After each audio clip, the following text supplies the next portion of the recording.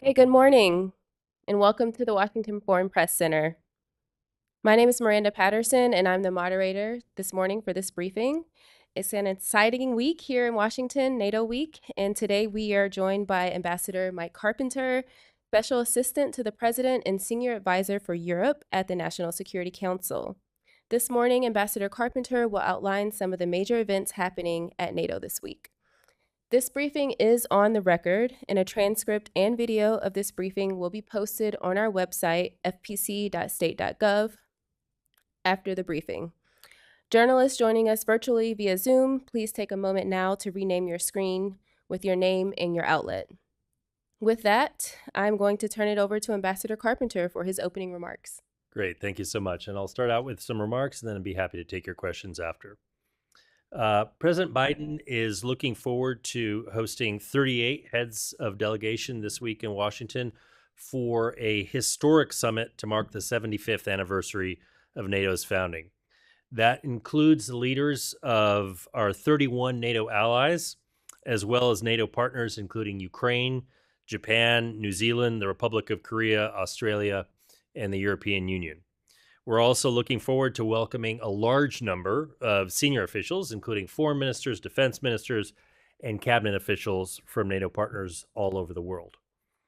I'm going to go over the schedule in a minute, but I first want to take some time to discuss the context in which NATO leaders will be gathering at such an important moment in transatlantic security. For 75 years, NATO has kept America and the world safer. NATO is the strongest defensive alliance in history, and it has been truly indispensable to Euro-Atlantic security, deterring threats to the United States and our allies. Today, our alliance is larger, stronger, better resourced, and more united than ever before. And that's in large part due to President Biden's efforts over these last 3 years to invest in strengthening the alliance as well as our partnerships around the world. Our alliances make us safer and stronger, and we're proud to welcome Sweden this week, which will participate in the NATO Leaders Summit for the first time as the 32nd member of the NATO alliance. We're also meeting this week at a critical moment, 2.5 years after Russia's full-scale invasion of Ukraine, which has shattered peace in Europe and shaken to the core the rules-based international order, posing the greatest threat to transatlantic security in decades, if not longer. Russia's latest strike on a children's hospital in Kyiv testifies to the horrific, brutal, and senseless human cost of Russia's aggression, but one of so many tragedies inflicted by Putin on the people of Ukraine. Under President Biden's leadership, the United States, together with our NATO allies, have provided critical support to Ukraine, and we will continue to do so, aiding Ukraine's brave defenders as they have held the lines in Kyiv, Kharkiv, and Kherson, stopped Russia's advances in 2022, and took more than 50% of the territory Russia seized earlier that year. Today, Ukrainian forces are holding firm, courageously fighting every day to defend their homeland. Over the past few years, NATO has also enhanced our global partnerships. NATO partners include Australia, Japan, New Zealand, the Republic of Korea, the European Union, and Ukraine.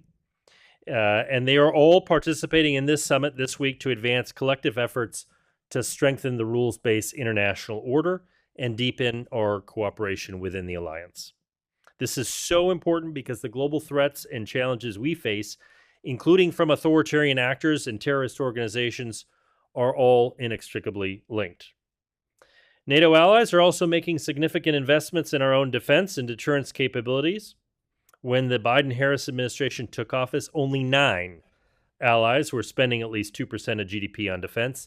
Today, a record 23 allies are at or above the minimum level of 2% of GDP for defense spending, more than twice as many as in 2021 and nearly 8 times higher than when allies first set this benchmark nearly a decade ago.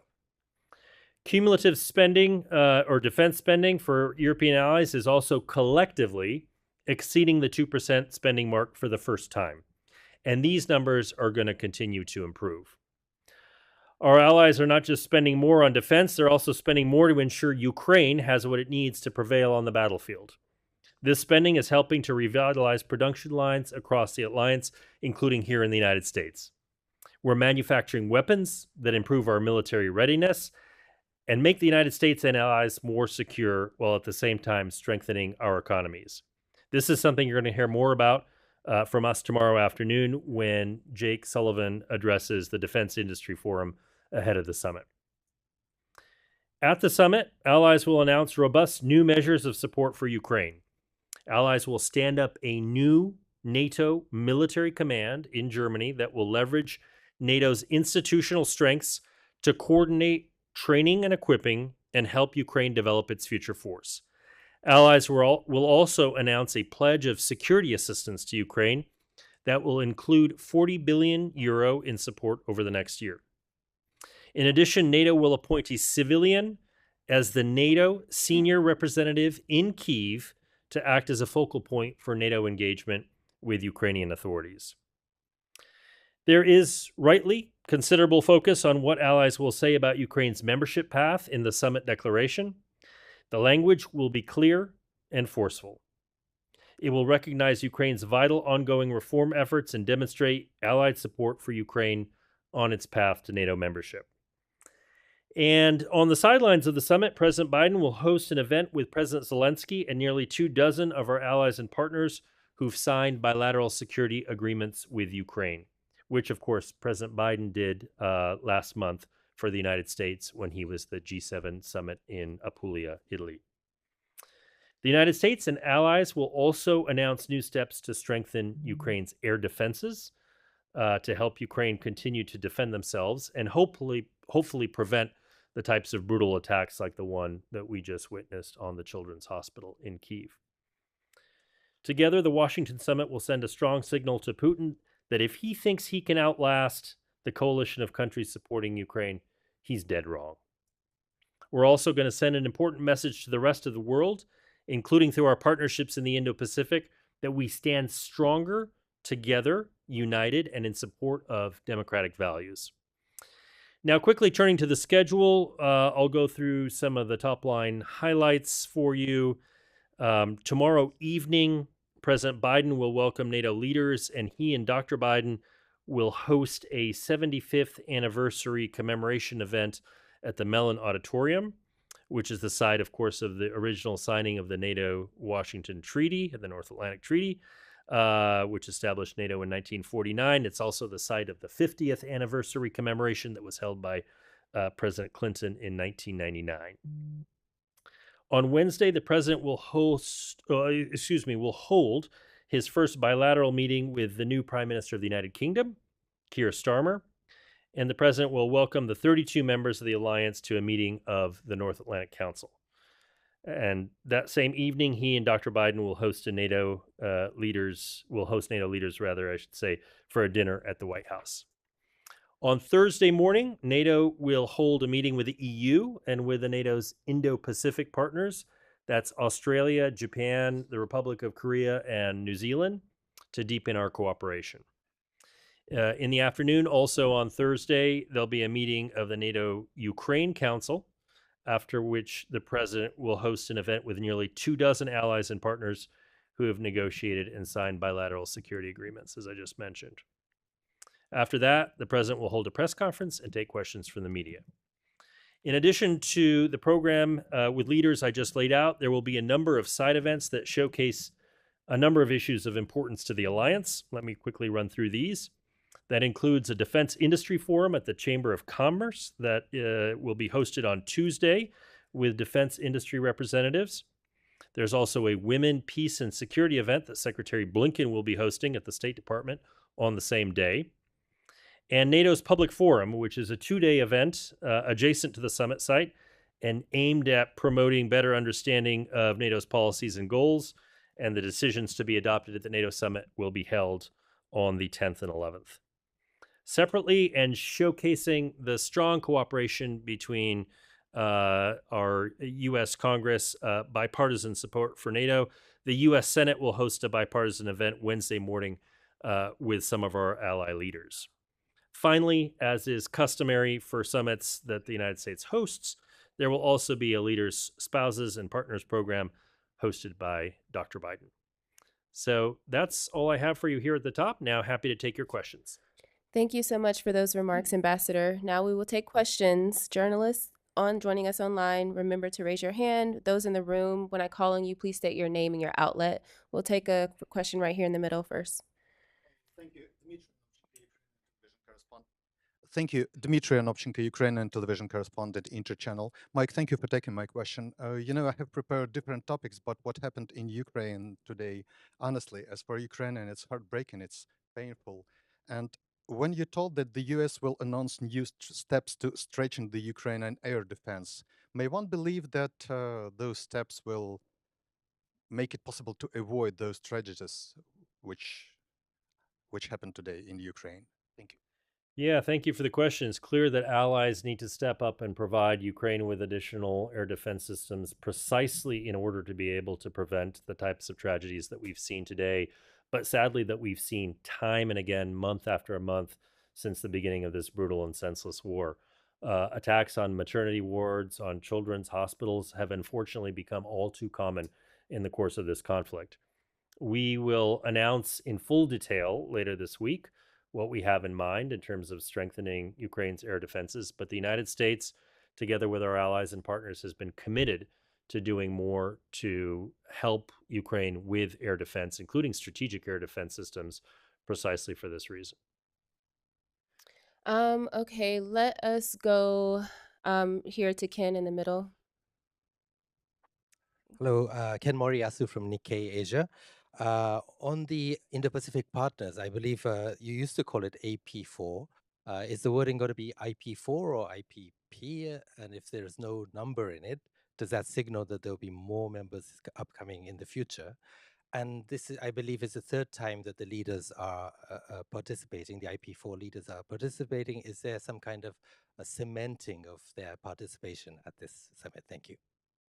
Well, thank you. Obviously, our Indo Pacific partners are incredibly important to all of our NATO allies. It's an important region, and the security of Europe impinges upon the security of the Indo Pacific, as Prime Minister Kishida has said on numerous occasions, and vice versa. So, this is an important time for us to be able to coordinate on such things as resilience, countering disinformation, defense industrial cooperation, and a range of other things. As for the nomenclature, I think we use IP4 and IPP interchangeably, and certainly there are more partners that we have in the Indo-Pacific that are of great value to the NATO alliance, and we will seek to include other partners at other events in the future. These are the leaders that are coming to this particular summit. Okay, let's go here, right here. Yes. Sohail Shar, Al Ghad Television. I have a couple of questions, if I may. The first question, is there any concern among the NATO members if the US administration changed in this coming elections? And like many people were talking about Trump's unwillingness to cooperate with NATO as much as this current administration is. My second question is about what's going on in the Middle East. Is there any concern from the NATO leaders, and will it be discussed during the forum or during the summit? There will be discussion of what's going to happen in the Middle East, and taking into consideration there are some Arab representatives in the in attendance. Thank you. So, one of the benefits of my job is I don't do politics, but I will tell you that there is broad bipartisan support for NATO and for Ukraine. We expect that to continue. As I said in my opening remarks, NATO is the strongest and most powerful alliance in history. Now at 32 allies, it's larger, stronger, more capable, better able to deter and defend than it has been at any time in its history. And we certainly will continue to invest in those capabilities. Um, just Wait, let me finish finish, answering. and then we'll Yeah. proceed to another question. When it comes to the Middle East, look, I'm sure there's going to be a range of discussions, including bilateral meetings on the margins of the summit where this will come up. The Middle East is not Euro-Atlantic territory, but obviously it impinges on the security of the Euro-Atlantic region. So what's happening now in the Middle East is, of course, of concern to all NATO leaders. Okay, I think we had another question for Danielle. Please introduce yourself. Yeah. Thank you, Daniele Compatangelo for La Setta, Italian News Network. We see NATO expanding somehow with in the Indo-Pacific. So not only as a transatlantic, but then in Europe we see the rise of the far right, and we saw Orban went to Putin, to Russia a few days ago, and it was backlashed from many European leaders. This move. So, how do you see this visit done from the Hungarian president, who is the president right now of the European Council in Russia a few days ago, sir? Well, what I'll say on this is we don't find this helpful. I don't think it's going to support Ukraine and its efforts at finding peace or Ukraine's sovereignty or territorial integrity. And I think I'll leave it at that. Okay, we'll go here in the front to Bingru. Thank you, Ambassador Bingru Wang with Hong Kong Phoenix TV. My first question is to follow up the IP4. As the NATO is expanding its cooperation with Asian allies, is NATO going to extend Article 5 to allies in Asia? And secondly, we know this summit is going to feature Russian threat. Is this NATO summit also going to feature China threat? As you mentioned last week, NATO is you mentioned about the solid language on China, which we can expect from the declaration. Will we see also a more collective actions this NATO is going to take against China? Thank you. Yeah, so NATO and our Indo-Pacific partners have a lot of common interests, and there is a wide opportunity for achieving better cooperation on a range of issues. I mentioned some of them, such as cybersecurity, such as fighting disinformation, such as building up our defense industrial bases. NATO is not expanding into the Indo-Pacific. There is no accession process, and all of NATO's defense and deterrence capabilities are located in the Euro-Atlantic area on the territory of NATO allies. But that doesn't mean that we shouldn't be talking. In fact, just the opposite. We should be cooperating, talking as much as we can, sharing threat perceptions. Certainly, Russia is a primary threat to NATO allies. But as I said on Friday, the PRC has been directly providing support to Russia's defense industrial base across a range of dual-use items that have enabled not only the Russian military to target Ukraine, as we've seen tragically over the course of the last 24 hours with this strike on a children's hospital, but also that pose a longer-term threat to European security. And so that is something that is of immense concern to all NATO allies, but also is something of concern to our Indo-Pacific partners. So I imagine that we'll have a robust conversation around that, and that some of this threat will be reflected in the communique as well. Okay, we'll go here to Rusudan. Thank you. You have played an important role in helping to strengthen Georgia's... Just introduce your outlet. Sorry. Rusudan Shalia, Georgian news agency, Global News Georgia. You have played an important role in helping to strengthen Georgia's security. But from today's perspective, when Russian influence is increasing there, and also we see China's intention in the region, from your perspective, at what stage is Georgia today in terms of Euro-Atlantic integration? And if I may ask you another question, the U.S. has postponed the Noble Partner exercise in Georgia due to false accusations by the Georgian government against the U.S. and other Western partners. What is your take on that? Thank you very much. Thank you. So let me take the second part first. A lot of our cooperation with Georgia right now is under review, including the Noble Partner exercise and other engagements that we have with the Georgian government. It's clear that over the course of the last few months, sadly, the Georgian government has moved in the wrong direction in terms of its Euro-Atlantic integration prospects.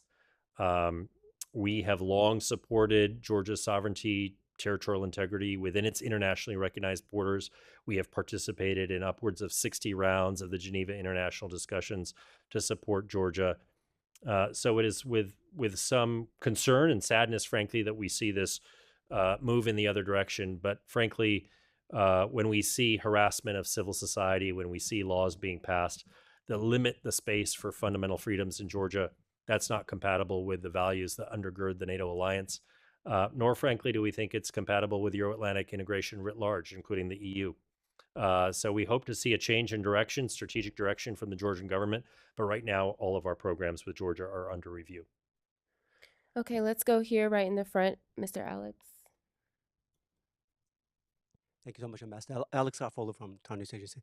Let me follow up on my colleague's question about today's attack. You used multiple adjectives to describe it. You said horrific, you said brutal, senseless. How is it not an act of terrorism? And how do you want the word digest the fact that it's conducted by the current chair of UN Security Council? And second question on NATO member Hungary, its president, prime minister rather, visited Moscow. What European allies called it appeasement. Do you agree with that assessment? Thanks so much. Look, you could use any number of adjectives to describe an attack on a children's hospital. I mean, just from a human point of view, it's horrific, it's tragic, it's senseless. And by the way, it also needs to be seriously investigated, because this is precisely one of the actions that we've seen repeatedly throughout the course of this war, that will need to be looked at by those who are prosecuting war crimes and crimes against humanity. So I expect that this particular strike will also deserves to have scrutiny in that regard. When it comes to, I mean, I've already commented on Prime Minister Orban's visit to Moscow. We don't see this as constructive. We don't see this as advancing the peace process. It certainly doesn't help Ukraine. I think the Ukrainians have already commented on this themselves. And I will just leave it at that. Okay, let's go to right here in the second row. Yes, Yuka. Hello, I'm Jukka Lehtinen from Finnish newspaper Kauppalehti. Now when Finland and Sweden is also part of the NATO, is there going to be changes in the NATO force model? And is in this summit coming to be some changes for that? Yeah, thank you. I mean, obviously, we're very pleased with the addition of two very capable members in Sweden and Finland. They bring unique sets of capabilities and assets to the table as NATO allies. Also, the geography helps NATO with the defense of the Baltic Basin. And so this will obviously create some slight nuances in terms of how we approach regional planning in the North. The types of capabilities, the types of force flow models that we employ. But fundamentally, they will be and already are integrated completely into all NATO activities, exercises, planning, strategic reviews, et cetera, et cetera. So these are two allies that make us stronger and that make us better able to deter and defend across the full alliance territory. Okay, I think the list had a question. Let's go way to the back. Thank you so much, Augustina Šamelis from Lithuanian Public Broadcaster. In your opening, you gave us a long list of NATO accomplishments, and there's for sure many things to be proud of. At the same time, when we look at Ukraine, it's not closer to victory than it was 2 years ago. It is, in fact, in probably more precarious position than it was 2 years ago. And at the same time, in this summit, it doesn't look like there will be any game-changing decisions. So is it not disappointing in this context that we don't have any more ambitious goals in this summit, and are we in danger of being basically complacent as an alliance? Well, look, I'll take issue with your premise. Go back 3 months and look at all the dire predictions that a lot of you were making about where we would be at the time of the summit in terms of Ukraine's standing. Since President Biden signed the supplemental bill into law in late April of this year, and we surged an additional $61 billion in support for Ukraine, we've rolled out, I believe it's 6 presidential drawdown packages.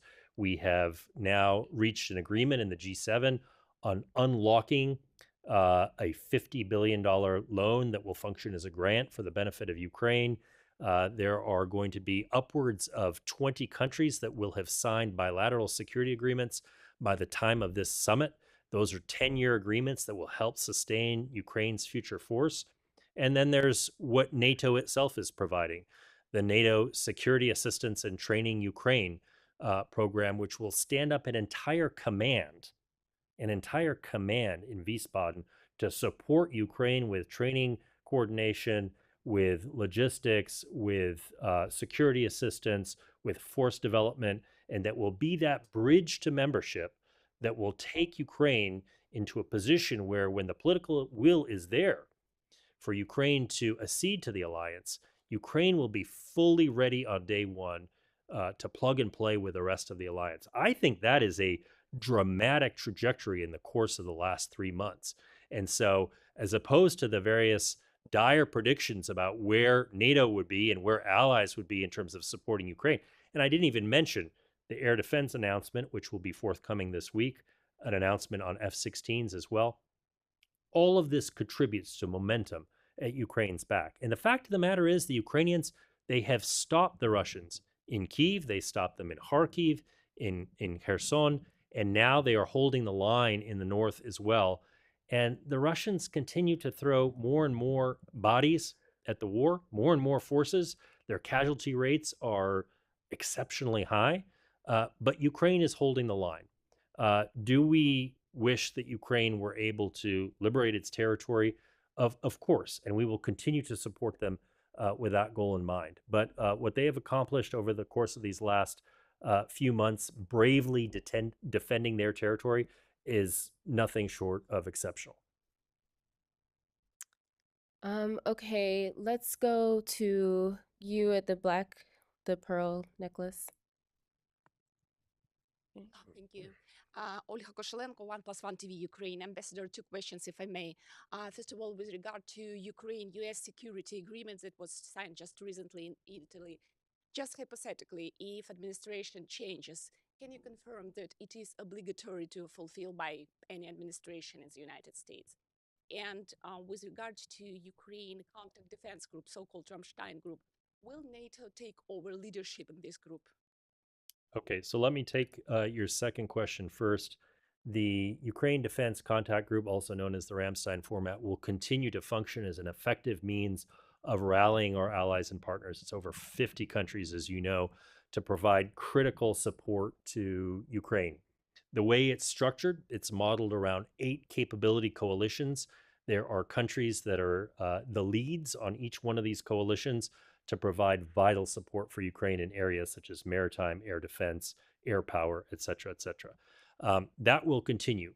Some of the functions that have been part of the UDCG may over time flow to NATO as NATO gets more involved in training coordination, equipping coordination, logistics, and the like. But the UDCG will continue as sort of a flagship program stood up by Secretary Austin to provide unprecedented levels of funding to Ukraine. And on the bilateral security agreement, as you know, it's a 10-year executive agreement. The 10 years is designed, it's modeled along the same lines as many of our partners and allies, designed to show Putin that he can't outlast us, that this is a long-term commitment to Ukraine's future force, and that we want to give them the capabilities to be able to deter and defend, not just now, but well into the future. It is an executive agreement between the United States and Ukraine. Okay, let's go to this gentleman here with you. Yes, please. Adrian Morrow with the Globe and Mail. What sort of conversation, Ambassador, do you anticipate there being at the summit over Canada, not really having a concrete plan to get to 2%, sort of falling behind other NATO countries and in meeting that commitment that's made, and currently only going, basically having a plan to get to 1.75 and not sort of detailing how they're going to get beyond that? Is it sort of time to put more pressure on Canada to fulfill the commitment? Well, I think one of the things you'll see at the summit, certainly behind closed doors, is that there will be a lot of allies holding each other's feet to the fire in terms of defense spending commitments. Burden sharing is at the heart of the alliance. It's been reiterated for years, ever since the Wales Pledge, but actually, frankly, even going back before Wales, it's always been one of the first points raised in allied settings. And so I expect that pressure on allies that are not at the 2% threshold to continue to be vocalized so that we have equitable burden sharing across the alliance. Now, that said, Canada has been very forward-leaning in terms of its support for Ukraine, both rhetorically, but also in terms of some of the capabilities that they have provided. And we hope to see a credible plan at some point for reaching the 2% benchmark. I don't know what leaders will say publicly about this. Okay, I think we have time for just one more. We're just going to take one question online.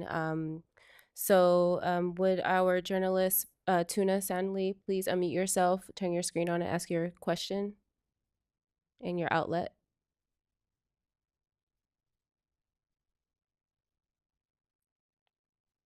I'm Tuna Şanlı from Turkish Radio Television, the public broadcaster of Turkey. And Ambassador Carpenter, thank you for your time. Ambassador Carpenter, you visited Ankara on July 1st and 2nd and met with Turkish officials to discuss cooperation on a wide range of issues and develop additional areas for increased partnership between Turkey and the United States prior to the NATO summit. This summit is a historic one, which NATO alliance leaders are coming back to Washington, D.C., where the alliance born 75 years ago. Turkey greenlighted the Sweden and Finland membership to NATO. Turkey plays a critical role in Mediterranean and Black Sea, let's say NATO's southern flank. And especially in last decade, Turkey's role and influence expand beyond its region, and its defense industry grow rapidly. So first of all, Ambassador Carpenter, can you please tell us about your meetings in Ankara, and how does the US administration describe Turkey's importance for NATO? Thank you. Well, thanks for the question. I mean, we had a very wide-ranging, productive set of conversations in Ankara at the beginning of last week on a range of issues, including Ukraine, including the Middle East, including NATO and the summit this week, including bilateral cooperation on also a range of issues, including counterterrorism and much more. Obviously, Turkey is a critical ally. They sit at a very important juncture, both in terms of the Eastern Med, in terms of the South Caucasus, in terms of the Black Sea. What Turkey has done with the Montreux Convention has been very important in terms of limiting Russian warships in the Black Sea. It's an important ally, and obviously we need to continue to have that conversation with our Turkish friends about this range of issues. Okay, thank you. Sir, I know you have a busy week this week, so we're going to end the Q&A session right now. Sir, do you have any final thoughts you'd like to share? No, I think we're good. Thank you. Okay, so I would like to give a special thanks to our briefer for sharing his time with us today, and for all of you who joined us. Please have a good, safe week. Thank you.